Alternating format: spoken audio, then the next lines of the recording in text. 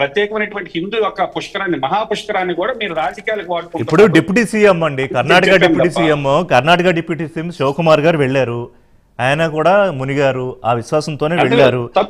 మరి ఆయన మీద కూడా మీరు వెళ్ళారు, మరి మిమ్మల్ని పిలిచి ఖర్గే గారు ఏమన్నా అన్నారో లేదో నాకు తెలియదు. రామ్మోహన్ రావు గారు, నా క్వశ్చన్ ఏంటంటే, రామ్మోహన్ రావు గారు ఇన్నాళ్ళ నుంచి రాజకీయాలు చేస్తూ అన్న ఇంత సీనియర్ రాజకీయ నాయకులు, లాలూ ప్రసాద్ యాదవ్ ఒక పార్టీ అధినేత, మాజీ ముఖ్యమంత్రి, మమతా బెనర్జీ ప్రస్తుత ముఖ్యమంత్రి, సీనియర్ లీడరు, రాహుల్ గాంధీ గారు పెద్ద విమర్శలు చేయలేదు, ఆయన నిర్వహణ లోపం గురించి మాట్లాడారు అనుకోండి. అఖిలేష్ యాదవ్ ఆ నీళ్ల క్వాలిటీ గురించి మాట్లాడింది వేరే సందర్భం, ఢిల్లీ ఎన్నిక సందర్భం. అంటే ఆ టైంకి వీళ్ళు మర్చిపోతారా? కేవలం మోడీ మీదో, బీజేపీ మీదో, అమిత్ షా మీదో కోపంతోనో ఆ అసహనంతో అనేస్తారు తప్ప, ఇన్ని కోట్ల మంది ఇప్పటికే వాళ్ళు ఒక ట్రాప్లో పడి ఏంటంటే, మోడీ ఏదైతే తీసుకున్నారో అదే హిందుత్వ తీసుకుంటే వాళ్ళు గెలవలేము, దానికి భిన్నంగా చేయాలనే విషయాన్ని మర్చిపోయి రకరకాల ట్రాపుల్లో పడతారు ఈ పొలిటీషియన్, ముఖ్యంగా ఐఎన్డీఏలో కూటమిలోని పార్టీలన్నీ. ఇప్పుడు ఈ రకమైన కామెంట్స్ చేయడం వల్ల నిజంగానే మంచి జరుగుతుందా, నష్టం జరుగుతుందా? గఫూర్ గారు, రఘునాథ్ బాబు గారు ఇతని పాయింట్, రామ్మోహన్ రావు గారు. చాలా దుర్మార్గం సార్. నేనేమంటున్నాను, ఒక ఉదాహరణ చెప్తాను. ప్రభుత్వాలు శాశ్వతం, ప్రజలు శాశ్వతం కాదు. ప్రజలు శాశ్వతం, ప్రభుత్వాలు శాశ్వతం, కానీ పార్టీ శాశ్వతం కాదు. ఉదాహరణ చెప్తాను. నేను అయ్యప్ప స్వామిది పెద్ద ఎత్తున జ్యోతి దర్శనం ఉంటుంది సార్. నేను వెళ్ళలేదు ఎప్పుడు కూడా, కానీ ప్రభుత్వాలు మారినప్పుడల్లా అది మారలేదు.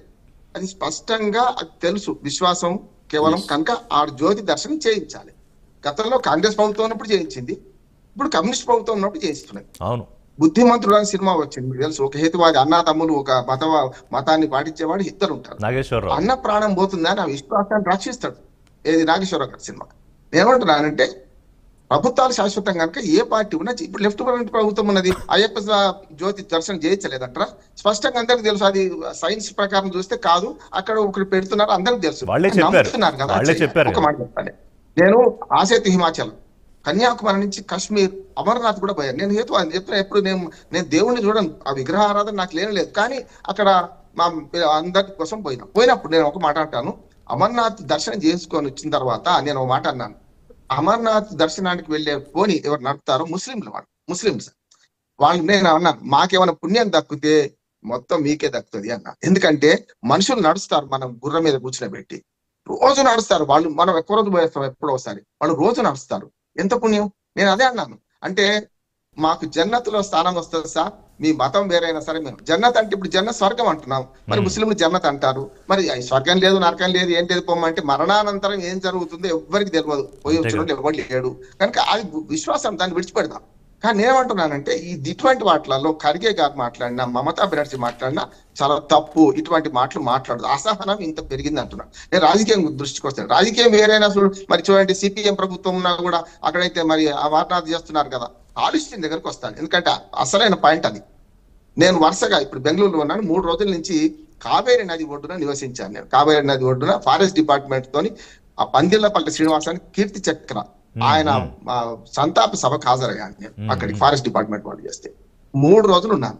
కావేరీ నదిలో నిన్ననే నేను పుట్టి మీద ప్రయాణం చేశాను. నేను పట్టుకొని చూపెడతా అంటే విశ్వాసాన్ని భంగపరచొద్దని చూపిస్తాను. నేను కావేరీ నదిలో అద్భుతమైన జలపాతాలు, నీళ్లు పడుతుంటే మధ్యన పారుతున్న నీళ్ళలో పట్టుకుంటే కూడా పచ్చకునే నీళ్లు, కానీ నదిలో నీళ్లు సంవత్సరమైన ఖరాబుగా ఉంటాయి. మీరు ట్యాప్ వాటర్ ఉండవు. నేను ఎందుకంటే కలుషితం చేస్తున్నారు కదా సార్.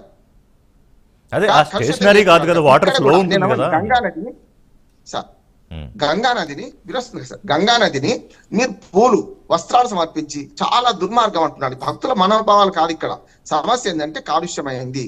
గ్రీన్ మన వాళ్ళు చెప్పిన వాస్తవము, అందులో ఏ మాత్రం లేదు. వీళ్ళు వేసిన రిపోర్ట్ తప్పు. కోర్టు, నేను న్యాయవాదికి చెప్తున్నాను, వీళ్ళు వేసిన రిపోర్ట్ 13 జనవరి కన్నా ముందు వేశారు. కనుక అక్కడ కాలుష్య నీళ్ళలో స్నానం చేస్తే ఎవరికి నష్టము? మనకే కదా నష్టం. చాలా సార్లు గుండాలలో, మీకు దేవుని గుండాలలో మీకు నాచుపట్టి ఉంటది, అది కరెక్ట్ కాదంటున్నాను. ఇప్పుడు మనకు దర్గాకో లేకుంటే వాటికి మన గురుద్వారాకు పోతే మధ్యాహ్నం కాడు కట్టుకొని నీళ్లు మంచిగా చేస్తారు. కొన్ని కొబ్బరికాయలు కొట్టని దేవస్థానం ఎంత బ్రహ్మాండంగా బిర్లా మధ్య అయితే ఎక్కడ మనకు క్లీన్నెస్ ఎంత బాగుంటది. కనుక మనం పాటించకపోతే తప్పు కాదు, చేస్తున్నారు. నేనేమంటున్నానంటే మత విశ్వాసాన్ని కించపరచకండి. ఎవరైనా సరే, నేనైనా మీరైనా కించపరచొద్దు. నెంబర్ 1. రెండోది, సైన్స్ ప్రకారం ఏదైతే జరగానో జరిగేటట్టు అది చేసే ప్రయత్నం చేస్తున్నారు. ఇప్పుడు చాలా వరకు ఫ్రెష్నెస్ వచ్చింది, అసహ్యమే ఆచారము. మన కరోనా అందరూ పాటించినాం సార్. చిన్నప్పుడు మా నాన్న అమ్మ కాళ్ళు కట్టుకొని లోపల రారా, ఆడుకోగానే చేతులు కట్టుకోరా అంటే ప్రతిసారి కట్టుకోవాలని మేము బాధపడేవాళ్ళం. తెలిసింది కదా ఇప్పుడు ఎన్నిసార్లు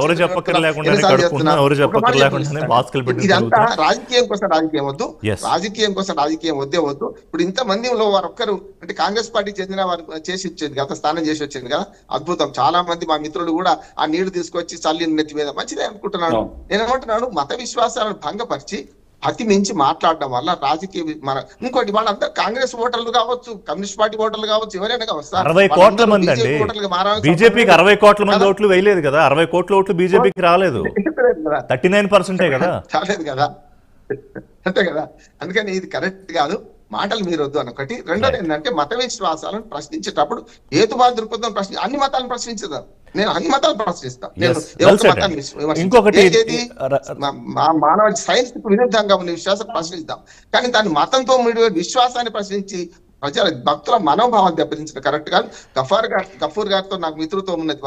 వారి ఊరికి వెళ్ళినప్పుడు నేను చాలా మీటింగ్ లో పాల్గొన్నాను. నేను కనుక మతం వేరేనా అంటే గంగా జమున తహజీద్ అంటారు కదా, అది పాటిస్తున్నారు, అందరూ పాటించాలని కోరుతున్నారు. దయచేసి రాజకీయం కోసం కాంగ్రెస్ మిత్రులు మాట్లాడిన నాకు ఒకటి నచ్చలేదు ఏంటంటే రఘునాథ్ బాబు గారు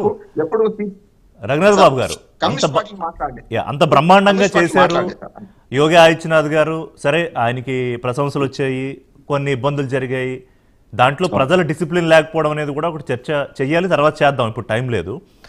ఈ ఆరోపణలు చేసిన వారిని విమర్శించిన వారిని ఆయన ఏమన్నారంటే పందులు రాబందులు అన్నారు. రాబందులు ఏమో శవాల కోసం చూస్తాయి, పందులు బురద కోసం చూస్తాయని. అది కూడా నాకు నచ్చలేదు రఘునాథ్ బాబు గారు. ఇప్పుడు వీళ్ళంటే అన్నారు, అది వాళ్ళ విజ్ఞతకు వదిలేస్తున్నాను, ఇంతమంది కోట్ల మనోభావాలు దెబ్బతీసాను ఉంటే యోగి గారి గౌరవం హుందాతనం ఇంకా పెరిగేదేమో, కానీ మరి ఆయన కూడా అసహనంతో ఈ మాట అన్నారా? అందుకే నేను ఇందాక చెప్పినట్టు ఎవరైనా మనం మాట్లాడే మాట అది మనకి లాభమా నష్టమా మంచిదా కాదా అవి కూడా ఆలోచించుకోవాలి. అది ఓకే, ఇప్పుడు ఆయన అన్నది డెఫినెట్ గా ఒక అసహనమే అయి ఉండొచ్చు, నేనేం కాదని అంటలేదు. అది కొంత రాజకీయంగా ఎంతైనా అంత మంచిది కాకపోవచ్చు. కాకపోతే వాళ్ళు అన్నారు కాబట్టి కౌంటర్ లేకపోతే మళ్ళీ ప్రాబ్లం కదా పార్టీ నుంచి. అదేంటి ఏం మాట్లాడలేదు అంటారనో మరి ముఖ్యమంత్రి గారు. సరే అట్లా సరే, వాట్ ఎవర్ ఇట్ ఈస్, అది ఆయన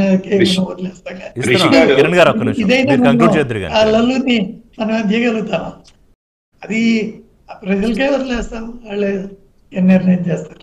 రైట్. సో దాదాపు 2.5 లక్షల కోట్ల కంటే ఎక్కువ వ్యాపారం జరిగింది అంటే అక్కడ వ్యాపారం చేసుకునే వాళ్ళు వ్యాపారం చేసుకున్నారు. సరే 50 రూపాయలు ఏదో 1000 రూపాయలు 500 తీసుకుంటున్నారు ఛార్జింగ్, కానీ రకరకాలు వచ్చాయి. ఎవరు వ్యాపారం వాళ్ళు చేసుకున్నారు. అందులోనే ఒక అమ్మాయి